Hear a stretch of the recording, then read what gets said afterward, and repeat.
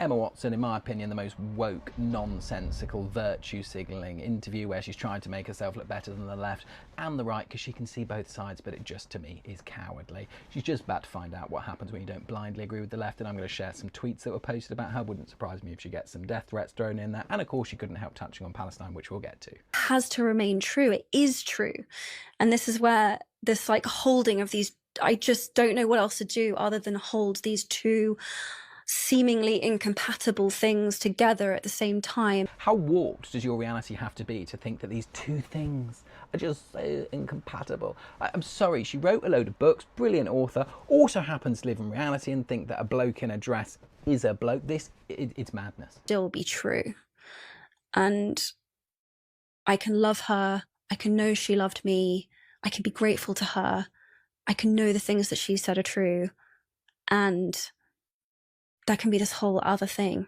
Really great insight into the mind of the lefty here, because she's having to outrightly say that just because she said one thing that she disagrees with, she still doesn't think she's the devil, whilst also kind of, you can tell, still thinks she's the devil. If you didn't know the background, by the way, you'd be forgiven for thinking that J.K. Rowling actually went on a killing spree and murdered 8,000 babies and they were found buried in her basement. But no, she just doesn't agree with gender ideology.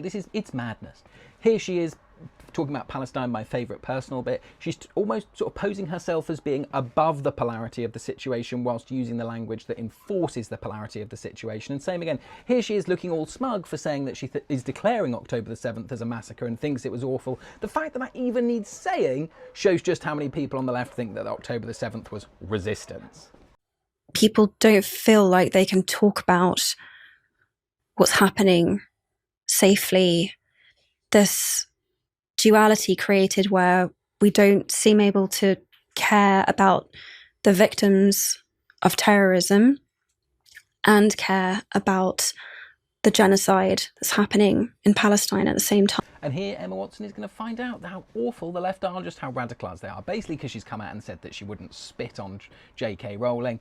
Remaining neutral in the face of oppression isn't compassion, it's siding with the oppressor. Fuck both of them, actually. Personal favourite, you know how dramatic they love to be. Her opinion is killing people. God, I hate the British. Trans people aren't a fucking opinion. Well, literally, gender ideology is an opinion. It's an ideology, it's a theory, it's a framework that lots of people don't believe. So yeah, it's an opinion. Just to show how violent these people are, this one couldn't help but resist effectively jumping towards her dying. Calling the call to have trans people eradicated from society an opinion is incredibly out of touch and emblematic of who should be protected in the Hollywood purge. These people are crazy. I'm sorry, these activists, they've lost the plot.